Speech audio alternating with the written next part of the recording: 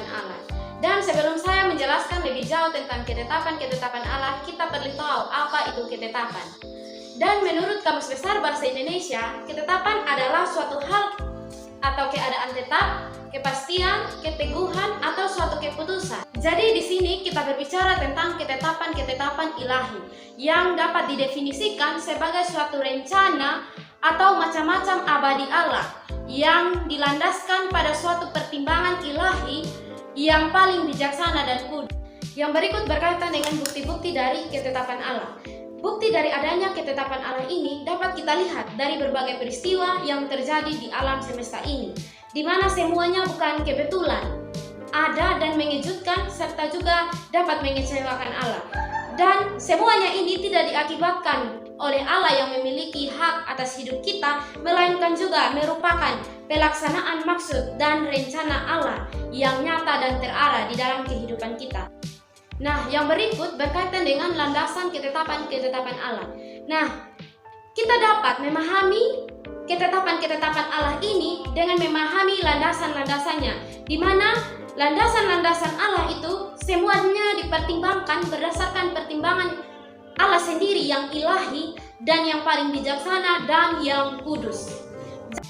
Nah, berdasarkan ketetapan ini sudah pasti Allah memiliki tujuannya. Dan tujuan dari ketetapan ini adalah berusaha untuk membahagiakan umatnya, yaitu manusia, bahkan memberikan kebahagiaan jasmania.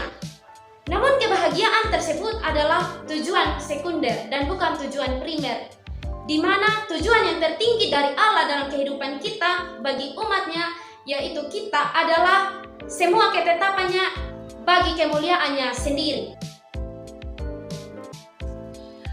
Jadi, saya akan melanjutkan tentang isi dan susunan ketetapan Allah. Yang pertama, ketetapan di dalam dunia, kebendaan, dan fisik. Allah telah menciptakan segala sesuatu di alam semesta, serta manusia. Allah telah menetapkan bumi dan mengaturnya. Allah telah menetapkan segala sesuatu dan tidak dihancurkan lagi. Yang kedua, tentang ketetapan di dalam dunia, moral, dan rohani. Dalam ketetapan moral dan rohani sangat berkaitan dengan adanya kejahatan-kejahatan dan kebebasan-kebebasan manusia. Allah tidak membiarkan hal itu terjadi karena Allah adalah Allah yang kudus, sehingga ada asumsi yang harus dibuat. Yang pertama, Allah bukanlah pencipta dosa, dan Allah juga harus mengambil sebuah tindakan untuk menyelamatkan manusia. Poin yang berikut adalah ketetapan dalam dunia sosial dan politik. Yang berkaitan erat dengan ketetapan ini ialah ketetapan pemerintahan yang telah menetapkan perintah-perintah Allah, dan sebagai manusia harus mengakui kedaulatan Allah dan menuruti apa yang menjadi kehendaknya, atau menaati apa yang menjadi titah Allah. Pada definisi penciptaan, istilah penciptaan dipakai dalam dua arti dalam Alkitab, yaitu penciptaan secara langsung dan penciptaan secara tidak langsung. Penciptaan secara langsung merupakan tindakan bebas Allah Tritunggal. Ia menciptakan segala sesuatu yang nampak maupun yang tidak nampak untuk memuliakan dirinya sendiri. Dan penciptaan secara tidak langsung adalah tindakan Allah yang membentuk, menyesuaikan, menggabungkan segala sesuatu yang telah ada. Pada mulanya adalah Firman, dan Firman itu adalah Allah. Hari ke-1, Tuhan menciptakan terang dan gelap. Hari kedua, Tuhan menciptakan cakrawala. Hari ketiga, Tuhan menciptakan darat, laut, dan tumbuhan. Hari keempat, Tuhan menciptakan matahari, bulan, dan bintang. Hari kelima, Tuhan menciptakan binatang di air dan di udara. Hari keenam, Tuhan menciptakan binatang di darat. Hari keenam, Tuhan Allah juga menciptakan manusia. Tuhan Allah mengambil debu tanah liat. Tuhan Allah membentuk manusia seperti gambar dan rupa Tuhan Allah. Lalu Tuhan Allah menghembuskan nafas hidup ke dalam hidung manusia. Demikianlah manusia itu menjadi makhluk yang hidup. Manusia laki-laki itu bernama Adam, dan manusia perempuan itu bernama Hawa. Pada hari ketujuh, Tuhan Allah memberkati dan menguduskan semua ciptaannya yang amat baik. Akhirnya Tuhan Allah menempatkan manusia di Taman Eden. Yang berikut, ajaran Alkitab tentang tindakan pelestarian. Tindakan pelestarian ini dapat dimaksudkan ialah bahwa Allah secara berdaulat dan secara terus-menerus melestarikan segala sesuatu yang telah diciptakannya, lengkap dengan segala sifat dan kemampuan masing-masing. Berikut bukti ajaran tindakan pelestarian.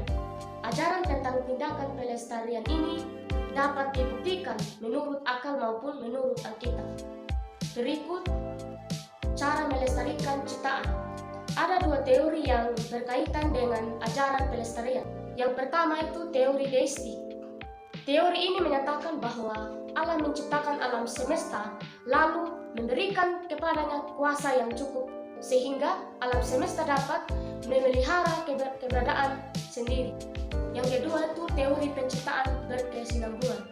Pandangan deistik menyatakan bahwa segala sesuatu yang ada ditopang oleh hukum alam dan bahwa dari saat ke saat alam menciptakan alam semesta bersama segala sesuatu yang ada. Jadi pada bagian yang terakhir saya akan menjelaskan 7 poin penting tentang ajaran Alkitab tentang tindakan pemeliharaan. Jadi kita perlu tahu definisi dari pemeliharaan. Pemeliharaan secara etimologis, kata providence dari bahasa Inggris yang diterjemahkan sebagai pemeliharaan yang artinya melihat, mengetahui sebelumnya. Dari pemikiran dasar ini kemudian mendapatkan arti yang menyediakan untuk masa depan. Akan tetapi dalam teologi kata providence mendapatkan arti yang lebih khusus lagi, yaitu kegiatan berkesinambungan Allah untuk menjadikan segenap peristiwa di bidang fisik, mental, dan moral. Dan pada bagian yang kedua adalah bukti-bukti ajaran tindakan pemeliharaan. Yang pertama itu ada sifat Allah dan alam semesta. Karena Allah bukan sekedar oknum yang berkepribadian, tidak terbatas kebijaksanaan, kemurahan, dan kuasanya, tetapi Ia juga pencipta dan oleh karenanya pemilik alam semesta. Selanjutnya, ajaran Alkitab. Alkitab lebih banyak berbicara tentang pekerjaan Allah dalam memelihara ciptaan daripada tentang pekerjaan Allah dalam penciptaan. Banyak ayat menunjukkan bahwa Allah menjalankan pemerintahan yang berdaulat atas segenap alam. Dan tujuan utama pemeliharaan dalam pemeliharaan yaitu pemerintahan Allah ialah kemuliaannya sendiri. Yang berikut pada poin yang keempat, yaitu sarana-sarana yang dipakai dalam pelaksanaan pemeliharaan. Dalam sarana-sarana yang dipakai dalam pelaksanaan pemeliharaan, Allah memakai hukum-hukum alam. Melalui hukum-hukum inilah Allah telah menetapkan musim-musim dan memberi kepastian tentang adanya makanan bagi kehidupan kita yang terdapat pada Kejadian 8 ayat 22. Dan poin yang berikut yaitu teori-teori yang menentang ajaran-ajaran tindakan pemeliharaan. Meskipun ajaran ini sangat penting, namun yang menentukan itu juga sebagai yang menyebabkan dalam menciptakan dosa, maka panteisme menghancurkan semua kemungkinan adanya moralitas yang sejati. Dan poin yang terakhir adalah hubungan antara tindakan pemeliharaan dengan beberapa masalah khusus. Sangatlah penting atau sangatlah sulit untuk menahan diri agar tidak menerima satu dari dua pandangan ekstrem ini, bahwa Allah merupakan pelaku tunggal dalam alam semesta atau bahwa manusialah pelaku tunggal itu. Kebenarannya terletak di antara kedua pandangan ekstrem tersebut. Kenyataannya ini harus diingat selalu dalam kaitan dengan paham kita tentang kebebasan manusia dan doa. Dan ada beberapa hubungan yang perlu kita perhatikan. Yang pertama itu hubungan antara tindakan pemeliharaan dengan kebebasan manusia. Dan yang kedua adalah hubungan antara tindakan pemeliharaan dengan doa. Yesus.